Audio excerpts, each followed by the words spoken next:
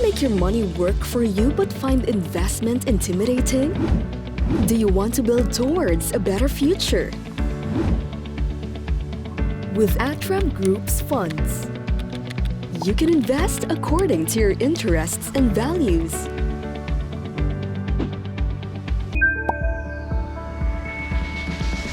Investing is now made easier and affordable. Step into your future self, invest to reach your goals and aspirations. Matching your risk appetite and investment horizon has never been this easy. Let us help you maximize your earning potential by writing the growth story of the Philippine economy and opening your doors to the international trends in the global markets. Let us prepare you for a better financial future. At ATRAM, we're making lives better through investing.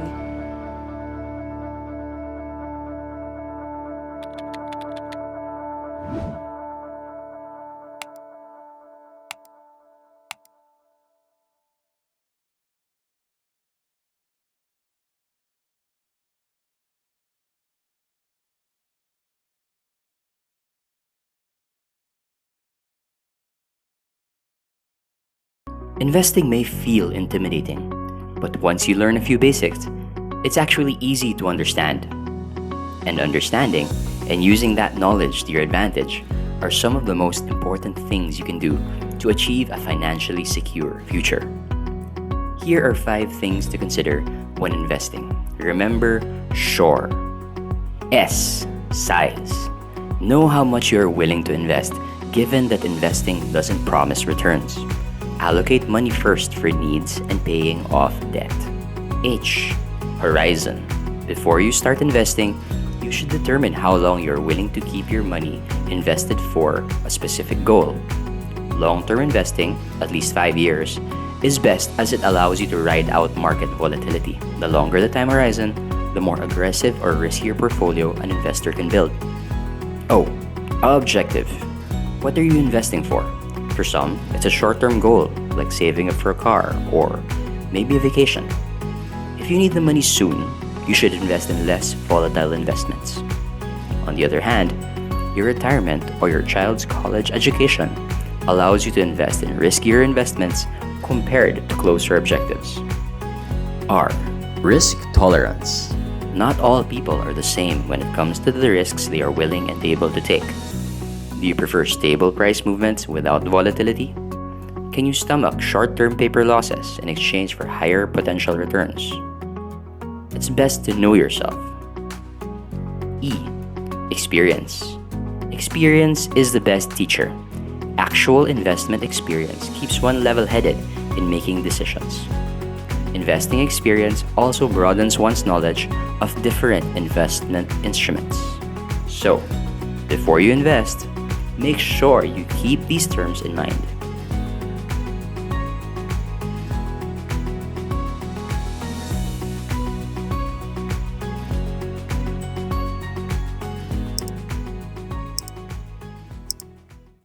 Happy Tuesday, everyone, and thank you very much for joining us in this week's special episode of ATRAM webinar series. I am Kath Francisco from ATRAM Wealth Solutions, and I will be your host for today. Happy International Women's Month, everyone! Alam mo, sana nga it's not just 1 month. I believe that we deserve an entire year, 365 days of the year, right, guys? But you know, women are distinctively positioned to make a difference in the world, don't you agree? Because I definitely do. We are well aware that despite the incredible financial achievements of many women in recent years, with women now serving as heads of states, CEOs of Fortune 500 companies, and founders of some of the most significant businesses in the world, women still face particular financial challenges. Women have incredibly busy lives, diba? Managing their careers, taking care of their families, children at home, all the frequently, doing all of these chores and taking care of everyone and all these responsibilities, doing that all at once. Now, over the past 2 decades, women have significantly changed the investing landscape. Oh, di nyo alam yun, diba? But it's true. Although men are often portrayed as the target market for the investment sector, women's wealth and the extent to which they invest are actually both expanding. Now, in celebration of International Women's Month, we bring you a very, very special ATRAM episode to empower and support our fellow women in addressing particular issues that they deal with as they juggle these duties with taking care of money and finances. Now, if you have any questions at all, you may send them as early as now by clicking the question and answer button below the screen. Now, before we begin, I'd like to let you know that this session will be recorded and that copies of it will be disseminated as well and posted on our social media platforms. So, if you are just starting out in this world of finance and investments, or you're already a seasoned investor who would like to be in the loop with the latest investment news and strategies, well, we got you covered. All you have to do is subscribe to our YouTube channel, ATRAM Studio. And if you have any friends who you think would like this webinar but are unable to attend today, a replay of this session will be posted on our official YouTube channel. So don't forget to click the notification bell so you get notified on all your devices when the new videos are uploaded. Okay, so last but not least, also please don't forget to visit our website, www.atram.com.ph, for a more detailed list of information about all the funds that we offer. You can also scan the QR code that we will provide to you to visit our official social media pages. Now, we would also like this webinar to be as interactive as possible. So please do not hesitate kung may mga tanong kayo. Please send your questions down in the Q&A tab below all throughout the webinar. We will also be wrapping up with a quick feedback survey after the webinar. So we hope that you can share your thoughts with us about our session today, how we can improve and, make better webinar series for everyone. So with those out of the way, let me introduce to you our very, very special guest this morning. My boss, ATRAM's very own Marcy Kohchet-Chua. Now, Marcy is ATRAM's Chief Client Relationship Officer. She has years and years of experience in banking, wealth management, sales and distribution, and of course, branding and marketing. She was previously the head of wealth in ATRAM Trust Corporation and now looks after the wealth and institutional businesses. But before joining ATRAM, she was the head of wealth at HSBC Philippines and has worked for numerous local and international banks.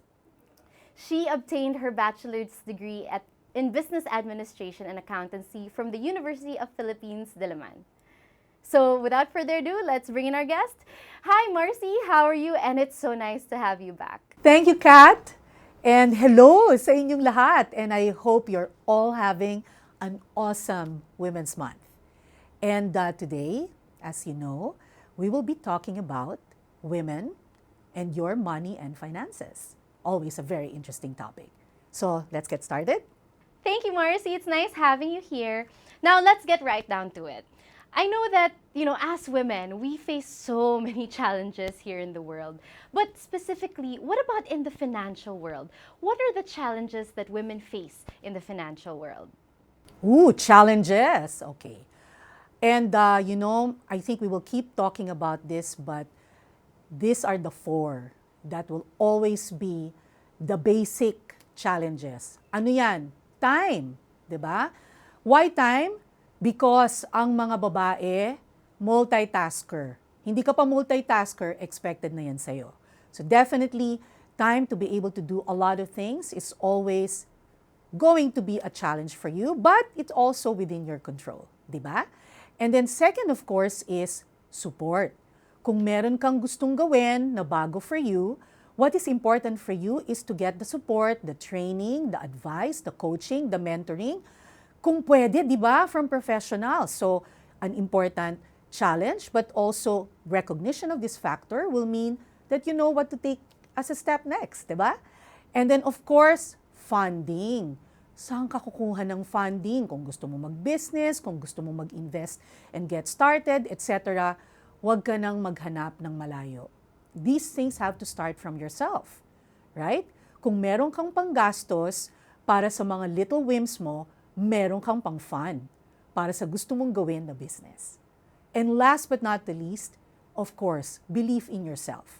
Ikaw muna ang maniniwala sa sarili mo bago mo i-expect na may maniniwala sa'yo.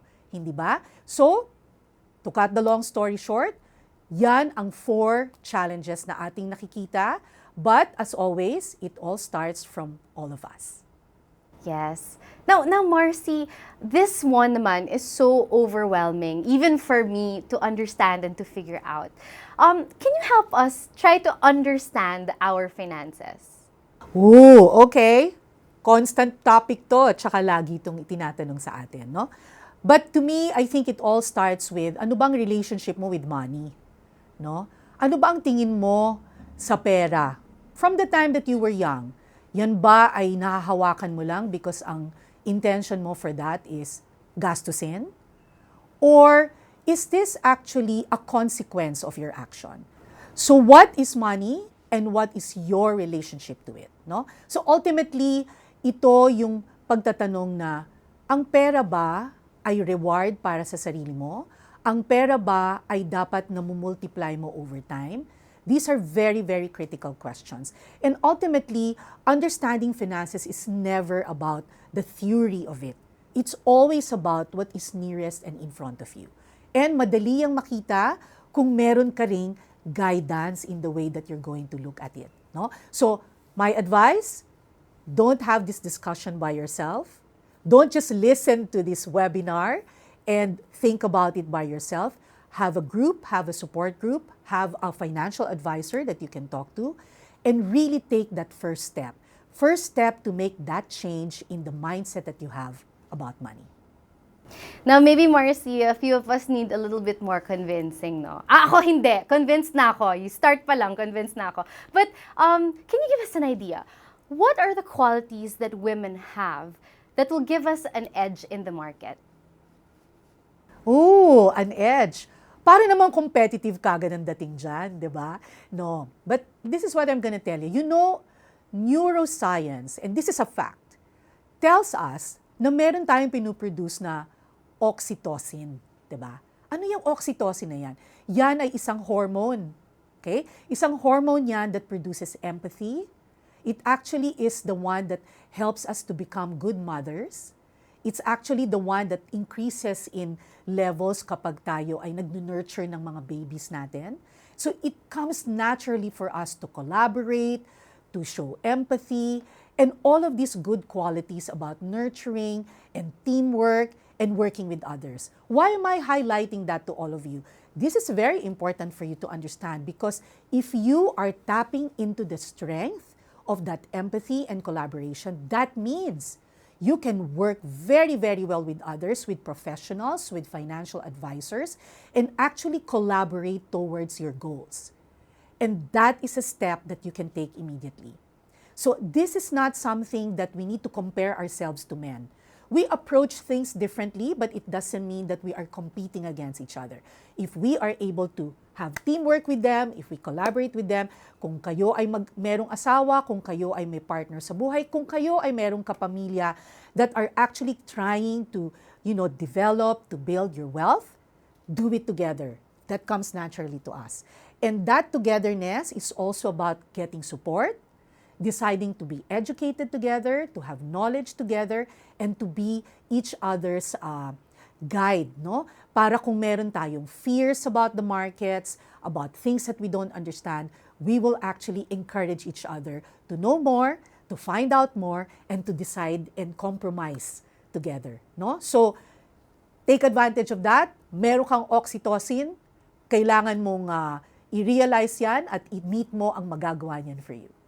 Now, I know, Marcy, it's so hard to change our current ways of doing things and saving and spending. Let's talk more about changing our money story. Do you have any strategies for us women to achieve or, maintain our financial freedom? Ooh, very good question. And that's the right mindset, financial freedom. In fact, ang tawag ko dyan, kapag nagbibuild ka ng sarili mong wealth, that means nagbibuild ka ng freedom fund. nagkakaroon ka ngayon ng freedom fund for yourself, no? You're not trying to get away from anybody. Freedom fund is just really providing for you that confidence, it's building confidence for you over time. It's building that idea that you can equally contribute to society, equally contribute to your family, equally contribute to your partnership, diba, with your loved ones, no? So it is important to actually build that particular fund, that pool of money that you can rely on, not just now, but actually in your future. And that future could be in different time periods, right? But what is ultimately the most important here? Realize that loving yourself means that you are rewarding yourself. And take note, ang sinasabi kong rewarding dito, yung nagmumultiply yung pera, hindi yung lumalabas lang sa bulsa, di ba? Kasi madalas yan ang ginagawa natin, di ba? We think we're gonna reward each other by going shopping. But remember that the shopping means lumabas lang yung pera mo. Di ba? Yung bag mo hindi naman nagmultiply, hindi ba? Yung mga binibili mo ng mga gadgets, hindi naman yan nagmumultiply. And maybe you don't need the bag every year. You don't need it every month, right? You probably just need one good one and then use that for the next few years. But in the meantime, because you're not buying anything, you're saving up. You are rewarding yourself. Diba? And I tell you, mga kumare, mga sis, tandaan nyo to I tell you, the moment you see your money multiplying, nakaka-addict yan. So start the behavior. Take that very first simple step. Kahit na konti lang yung tinabi mo. Kasi kung pa konti-konti at lumalaki, and do not be tempted to use it immediately, you are setting aside bigger and bigger rewards for yourself. So that's my advice in how you can change your money story. Wow, Marcy, super relate ako dyan. Thank you, Marcy. Now, next question. Okay, aminin natin, things are not constant in life, right? There's so many changes that are happening right now. Do you have any advice on how we can adapt to these life-changing events? Nako, perfect example niyan, hindi ba? Ang ating pandemic noong 2020, who would have expected that we will all be locked down? Hindi ba? Who would have expected that things that usually we are able to do, and probably meron kang mga, sources of revenue, extra revenue here and there, or even your own livelihood, was something that needed you to go out of the house. And all of a sudden, wala. Hindi mo pwedeng gawin yon. That is already a perfect example. Saan ka bumunot? Ano ang nabunot mo? Ano ang emergency fund mo na readily available that you can count on? Lesson learned na yan. Hindi ba? At kung meron na tayong lesson learned, makinig na tayo. Let's take our step already to set aside that money. And don't just keep it in cash. Because cash is the lowest possible way that you can multiply it. You have to think of ways to multiply it further. It could be starting also, some livelihood outside of what you usually have, right? So it is important that even your sources of regular cash flow is not just one. Mag-improve ka, magdagdag ka, hindi ba? Because ultimately, we want to be able to rely on anything and everything that is dependent on us that we can control for whatever happens in the future. At ang mundo, hindi na siya katulad ng dati na may longer periods of stability. Hindi ba, no? Para tayo ngayong nag-go through ng malalaking transformation. And with that transformation, it's time to transform yourself. Okay now, Marcy, do you have a particular mindset that you can suggest to us women that we should have? And how do we stick to them despite the unknown? Very good question. And to me, it's just one thing. Value yourself. Women could be valued and appreciated by others, by family members, by our partners, but that value has to start from ourselves. And if you value yourself, your relationship with money will also change. And that relationship should express that there is something that you can build for yourself. And don't forget, that's why I'm encouraging that you build your independence fund. Now, let's talk about investing for you and your future. For us women in our future, our audience. What is the most essential message about investing that you would like women to hear and to adopt in their lives? I think the most important is don't do it alone. Okay? And I've said that also a while ago. We are such experts in collaboration. We are very empathetic persons. No? Women have this kind of strength, and let's tap into it. Let us work with others. Let's recognize professionals. Let's recognize expertise. Tap on it. Get educated. Have very good and encouraging conversations. And it is especially important when markets are not good. When things are scary, that's the time that you should have these kinds of conversations and actually zero in on the advantages around it. This, more than anything else, will be your guide when you come into investing. Thank you, Marcy. Nako, nabitin naman ako dyan. Guys, can we have a part 2? Part 2, guys. If you want a part 2, say it in the question and answer box right there in the below. Now, okay, seriously, Marcy, do you have any last tips and advice that you would like to give to our audience here today? Ito ang aking advice. Medyo drastic to ha, kasi personally ko itong ginagawa. Okay? At personally ko itong dinecide na gawin. One of these days, make a conscious decision to just cut off any spending. What do I mean? If you have, for example, 100 pesos in your hands right now, 100 pesos extra money, and typically yung 100 pesos na yan, pwedeng may mapag-isipan ka na pagkagastusan mo. What if yung 20 pesos lang yan ang gastusin mo, yung 80 itabi mo? Habang lumalaki ang amount na yan, gawin mo ng gawin whatever that is, which is that you're allocating and rewarding yourself with the bigger amount. Itinatabi mo and you're also multiplying. You will realize that you actually don't need a lot of money for spending. And you will appreciate the value of having more money na pwede mong itabi for whatever will come in the future. And to also take care of you as you get older. And please remember this because this particular experiment is really under your control. And if you can control it, you can also achieve with it. And Kat, back to you. Okay, wow. Okay, medyo controversial, Marcy, itong first question na to. I think it's controversial. Controversial talaga.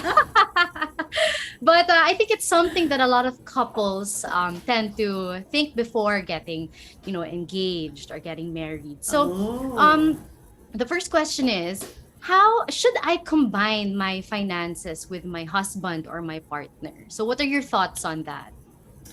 Wow, really a very good question. Right. First question, yes. Yes. And a very real one, no? So this is how I'm going to respond to it.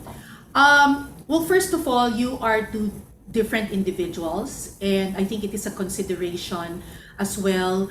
The fact that it's possible you are earning your own money, no? So may mga scenario yan, pwedeng you're earning your own monies separately.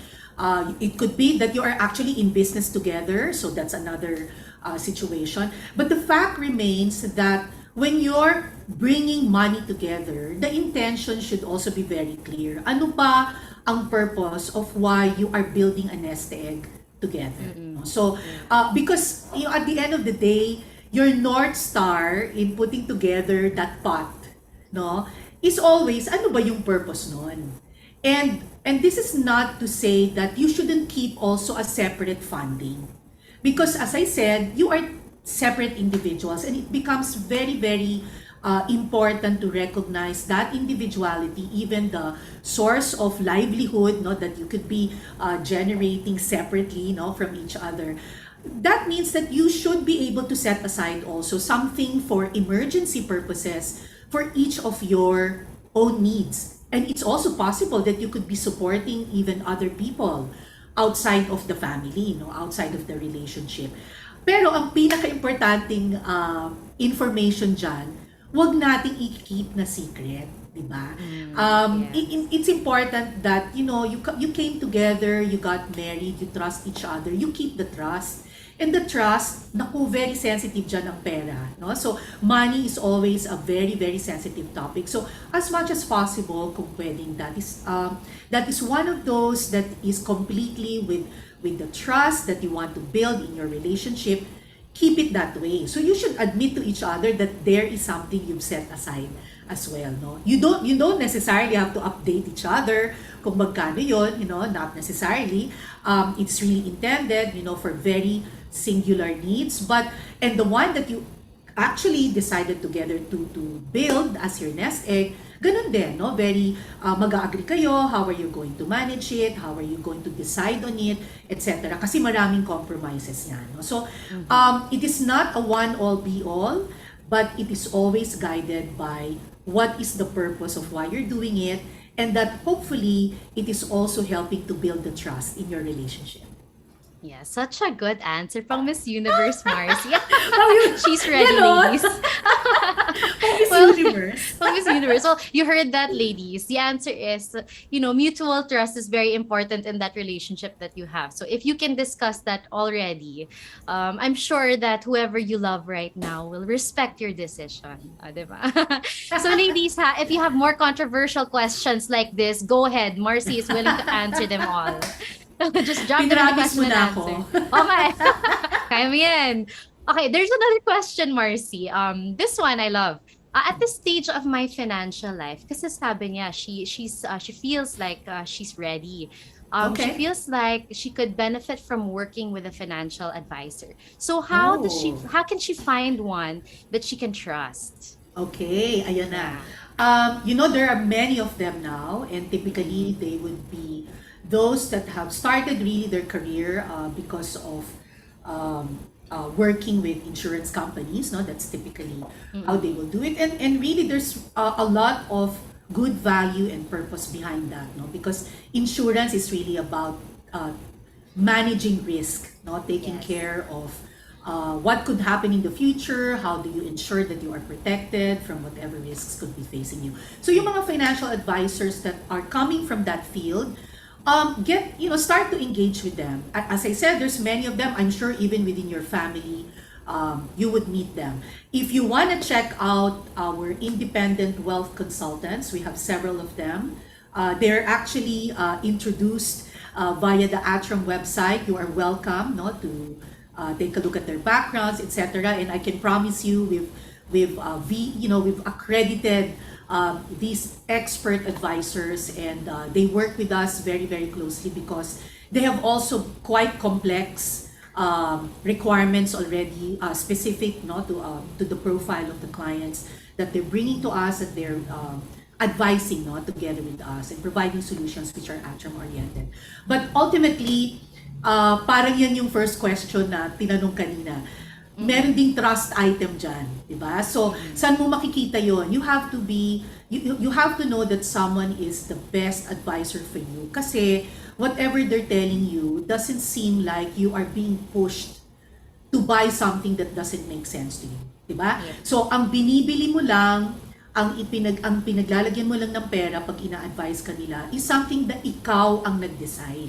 You are the one who made that decision. You feel comfortable about it. There could be some fear that's always present when you're doing something new, something that you're still learning along the way. But you will not ever know until you try. No? So you have to take that step. And it also doesn't mean that the first one you meet is already the right one. No? So potentially you can meet one advisor, you can try out that relationship, but you can meet another one and you can try out that relationship. And over the years, you will actually settle for the one. No? The one that you truly believe looks out for you, listens to you, doesn't preoccupy the conversation. No? So really finding out more and more and leading you to realize what you truly need at any point in your life as you're going through the journey. Kasi kung ready ka na ngayon, it's very possible as well that you could be also thinking na of retiring, di ba? Pwedeng 10 years from now, 15 years from now, may bala ka palang mag-retire. So yan, perfect timing na yan to have a really good conversation and finding the right advisor to work with you. But check out our website so that you can get introduced to some of them. Yes, check out our website, everyone. Mors, natatawa ako kasi parang it's like also the same journey in finding your life partner. Yes, for 'Di sure, 'di ba? ba? Yes. Because because money is such an important part, 'di ba, of Yes. our lives. I mean, that's Mhm. part of how we function and live, right? And sustain, no, the kind of lifestyle that we want.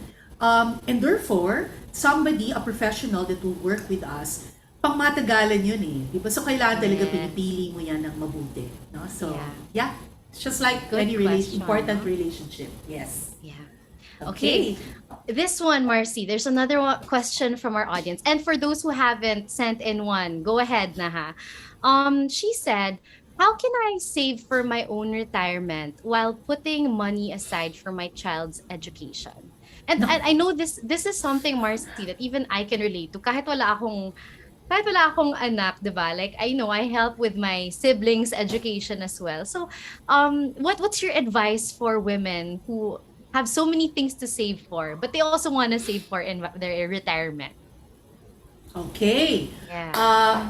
Importanting question to kasi this is about, it feels like you have to make choices, no? Yeah. But I'll answer it in a roundabout way, no? I'll start off with, before you can think of others, you have to really be introspective about what you're willing to save and set aside.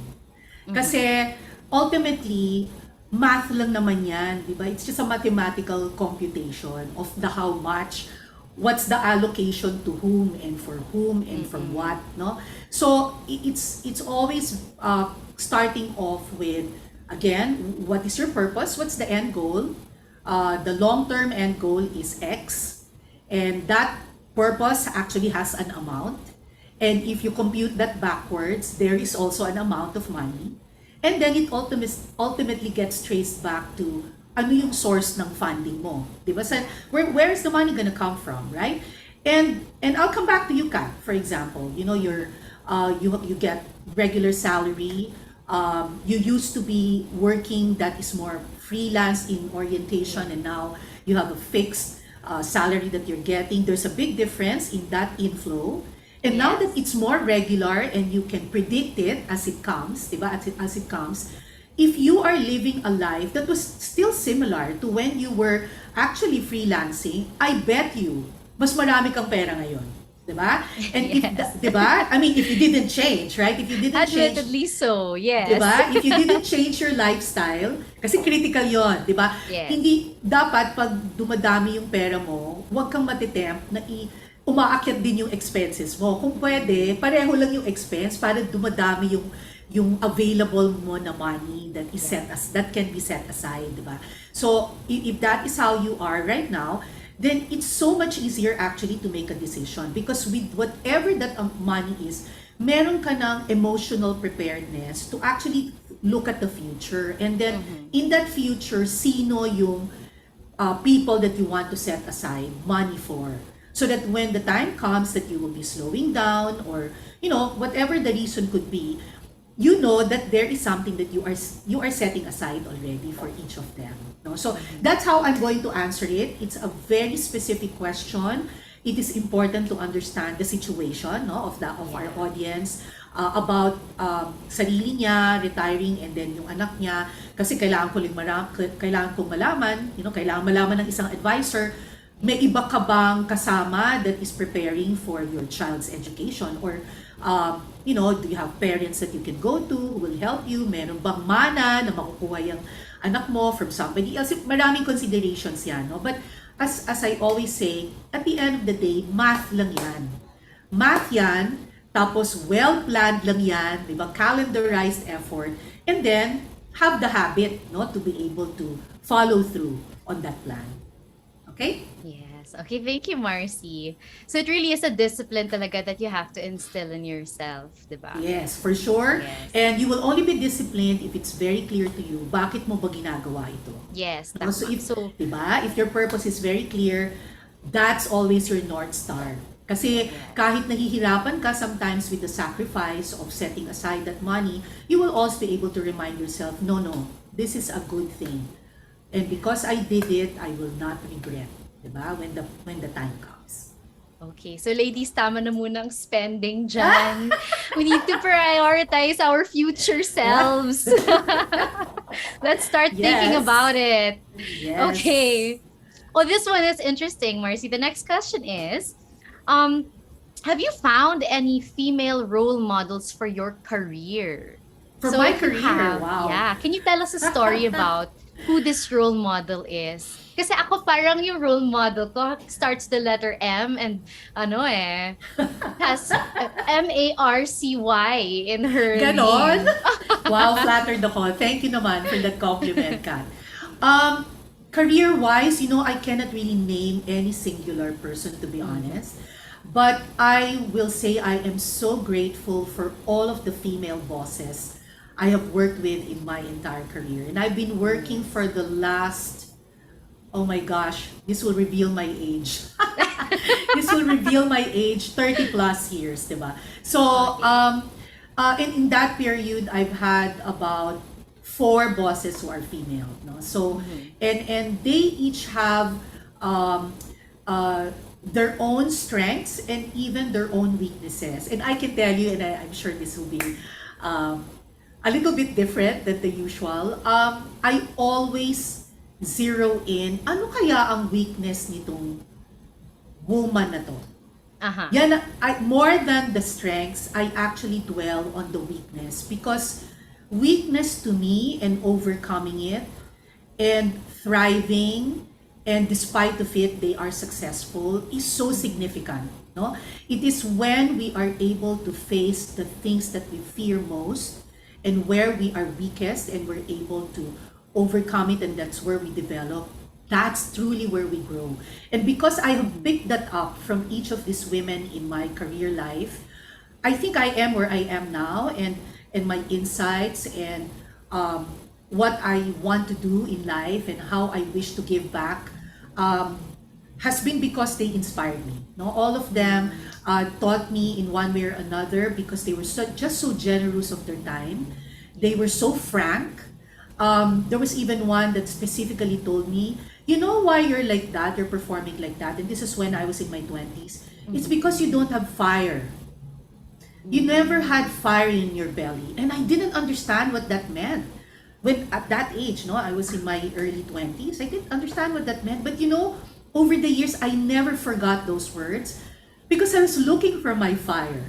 I was looking for, kailan ko kaya mahahanap yung moment na yon, no, na merong fire in my belly. And true enough, nahanap ko siya actually in the wealth management industry, when I realized that when I was in front of clients, when I'm directly engaging with clients, it is what feels like duck to water. No? So and I just love it, and I continue to flourish in this particular journey in my whole career. Wow, that's an interesting perspective, no? To look for the weakness and see how they overcome it. Nice. Yes. Ano kaya weakness ni Marcy? Sige, Ngayon, observe mag-iisip mo. na ako. Mag-observe ka. I'll come back to you in a few months. Yes. Okay, thank you for sharing that, Marcy. It's a very intimate answer. Thank you very much. Thank you. Okay, now we have another question from someone who actually has already invested. So may experience na siya. Okay. And she wants your advice, because she said Okay. the companies in my portfolio are strong. But last year, she noticed that it was in the red, diba? Investing makes us anxious because, diba, of course, diba, everyone puts their money in it. And it's their hard work money. And she doesn't know if she should sell everything or just sit down and wait. So what's your advice for our ladies who are experiencing the same thing? Okay. Sige, I'll pick up from the description. The companies are strong. Okay, magkaiba yung yung presyo nila sa market versus yung totoong situation ng company. Diba? So, we have to be very clear about those two, no? It is not the market valuation is not always a reflection of the true the fundamental situation of a particular company, and especially if it's a publicly listed company. Ano naman yan very transparent sa atin, no? Pretty much where the company is going. Diba? If you're trading, I'm sure you're getting information from your broker, as you're doing your stock picks, etc. So, if you continue to believe and you have the facts, ha? Hindi yung chismis, so the facts, the information, you have a view of, the financial, the profitability, the financial standing, and even the future plans, the strategies, the way those companies that you chose are operating and how they will look like, they will go over the hurdle of what the future and all of these challenges around us are throwing at them as companies. If you truly believe that, keep holding on to them. In fact, typically, yung mga humahawak ng mga largest companies in the Philippines and the ones that have shown how they adapt very quickly and even anticipate how the future will actually look like, and they're able to take advantage of opportunities. Yung mga humahawak niyan do not have a perfect set of decades holding on to that particular stock. But over that period of time, they had seen that actually the value has multiplied so much, no? And that's because they don't walk away when things are bad in the market. If the value of that stock is not good in the market, hindi ba dapat advantage yon? And kung meron kang extra pera, this is the time to buy it, right? Yeah. Because suddenly it's cheaper than when you probably bought it recently, right? So take advantage because you believe in the strength of that company. And we actually do in ATRAM a few webinars that are specific, diba, to companies, to large groups of companies. I would strongly advise you make sure that you watch those sessions, because if you are able to listen to them, that adds to your knowledge about those companies, and you can make those decisions in a more critical way. Huwag nating paghahaluin yung effect ng emotions and sudden fear in the marketplace, because they could be very temporary versus where truly a particular company stands.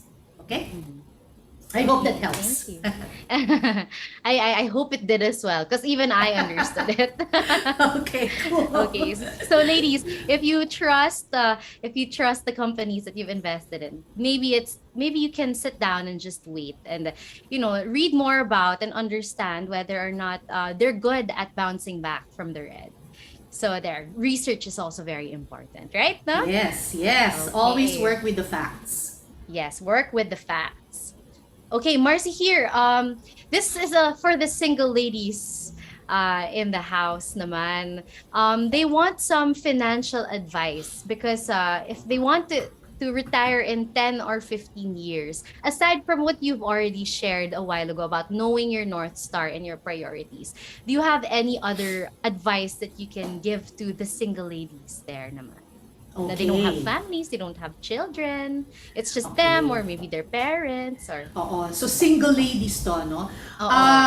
Always an interesting perspective, no? And I think typically the singles would, be so comfortable in saying, nako, buti na lang I don't have to think of anybody else. Wala naman akong talagang pag-iiwanan ng pera. I might as well use my money.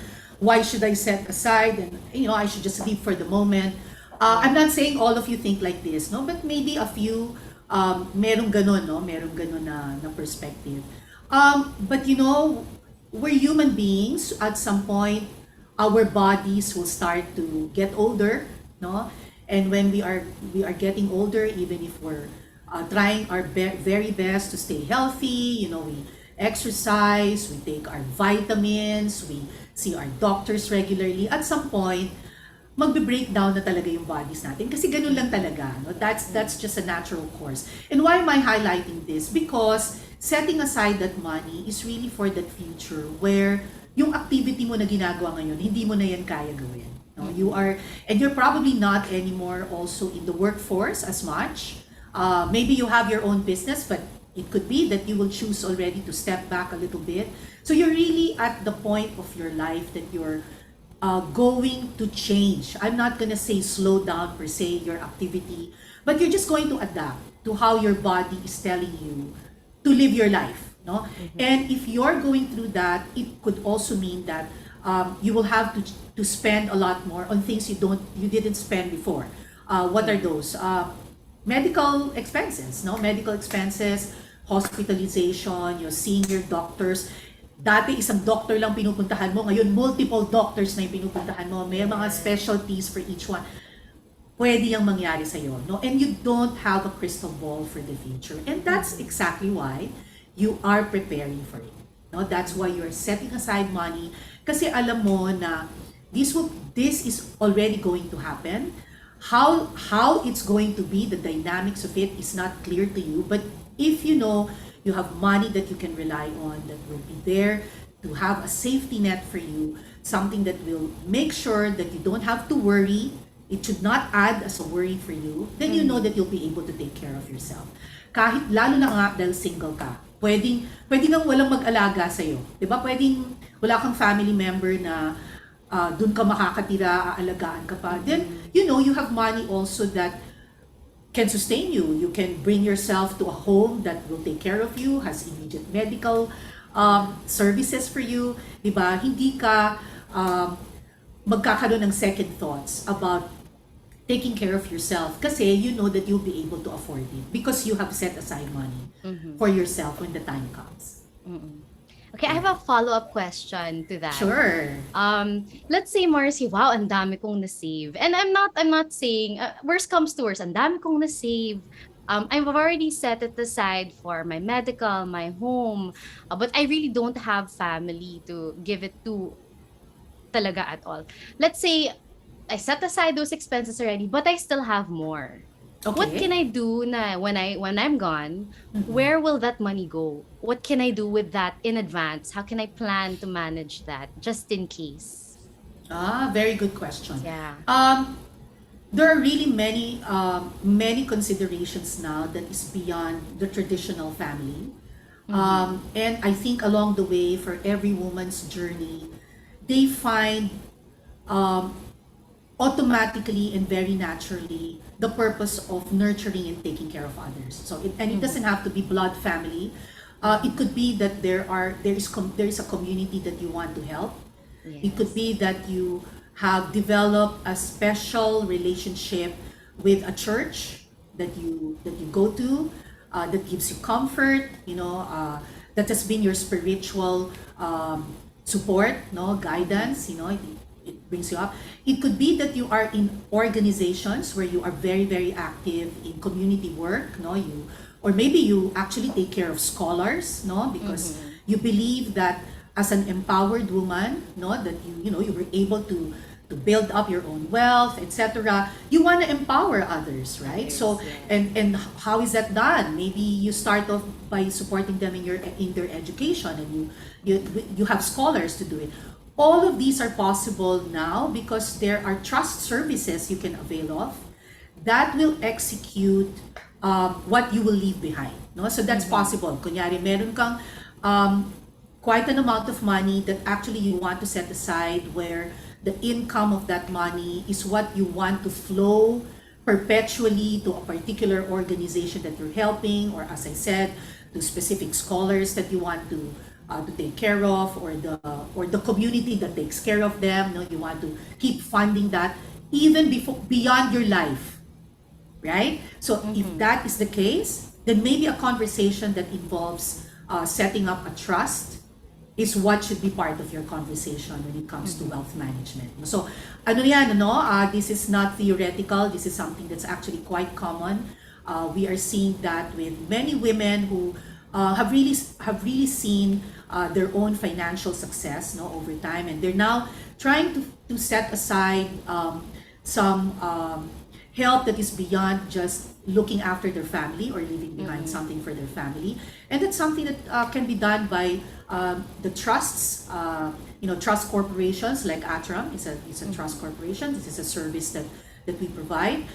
Many banks, of course, have their trust departments. You can check out if they can extend that to you. There are many other standalone trust corporations in the Philippines. You can also check them out. So I can speak for ATRAM because, as I said, this is something already that we do, and we're happy. We're happy to customize that depending on what is needed by our single ladies in the audience. Yes.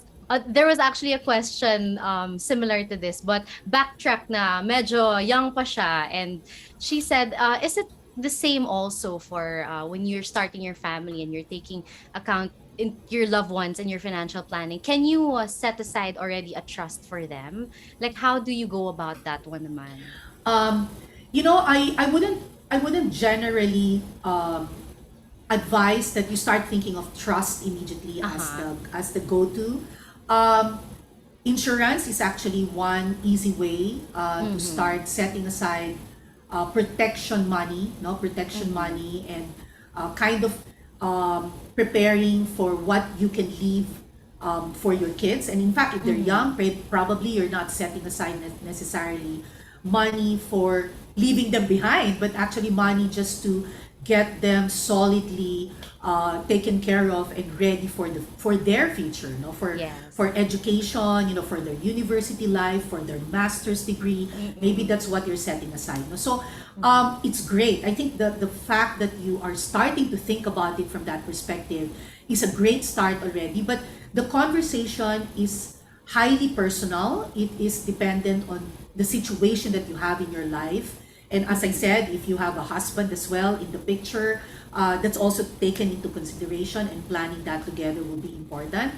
If you're a single mom, that's also a very critical part of that conversation, because it will start off with what's your livelihood, where do you get the revenue on a regular basis, Yes. the money that comes to you, the cash flow, how much of it you can afford to set aside. And that Mm-hmm. affordability will also tell you what kind of products you should be Yeah. putting your money behind. Now, I have to tell you that the time period of doing things, of considering what would be um, uh, relevant to you, depending on who you're preparing the money for, the time period is very important. The longer that period is, and we're talking about longer beyond 5 years, no?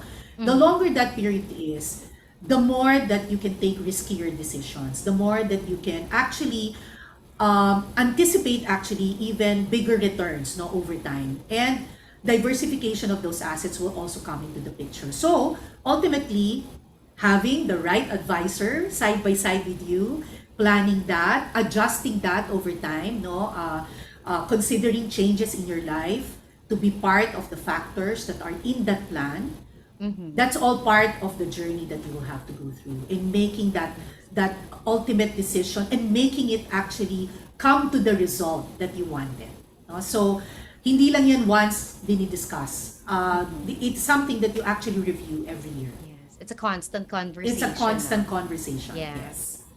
Okay, wow, thank you. Thank you, Marcy. Because I'm sure there are lots of women in here who have different scenarios na some they have to take care of their parents, their children, some are single.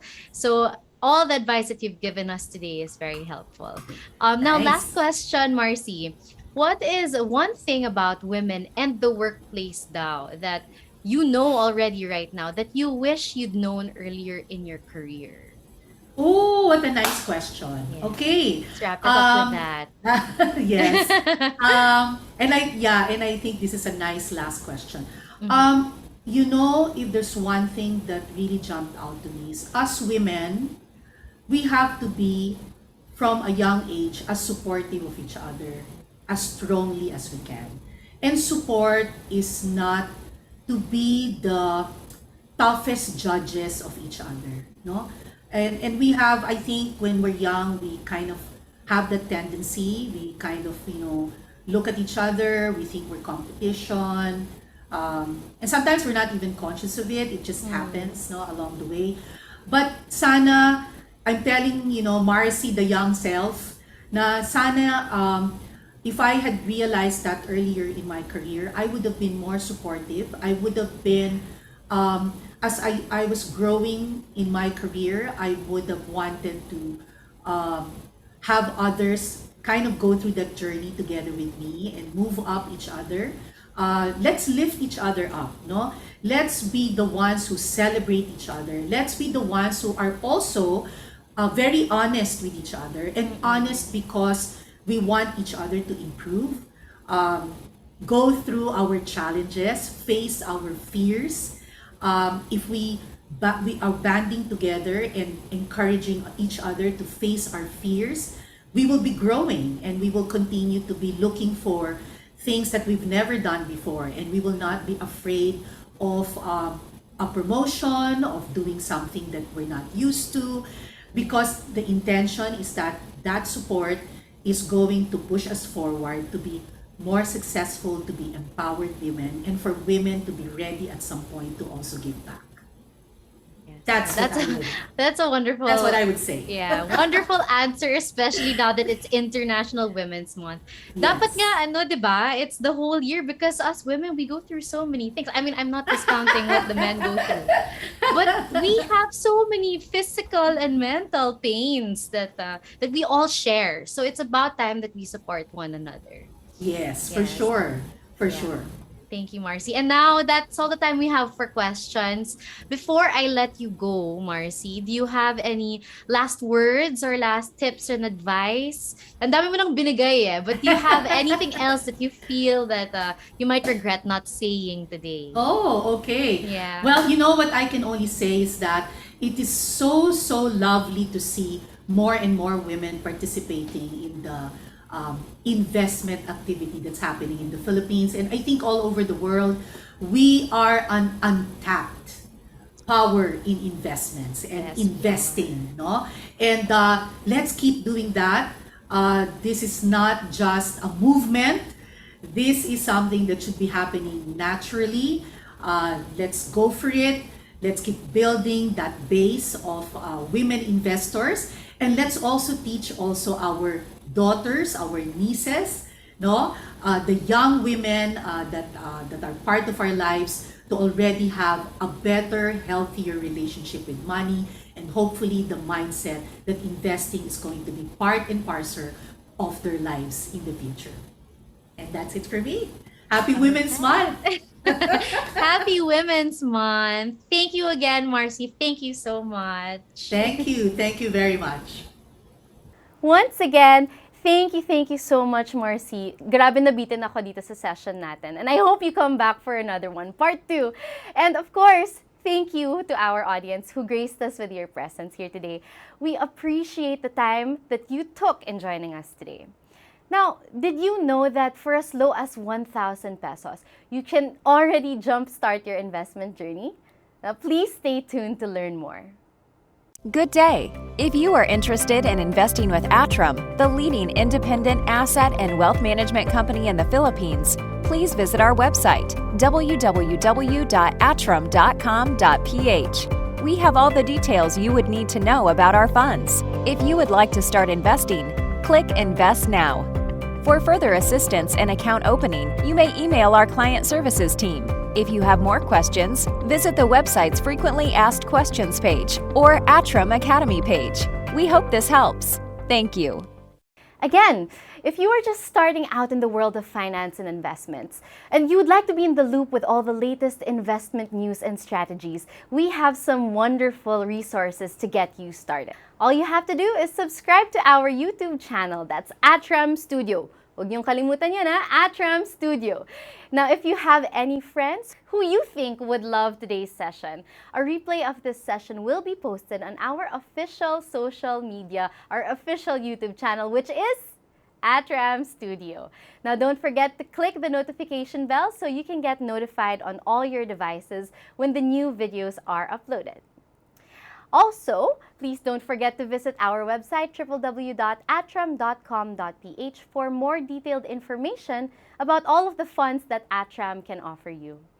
Lastly, you can also scan the QR code that we've provided for you so that you can visit our official social media channels.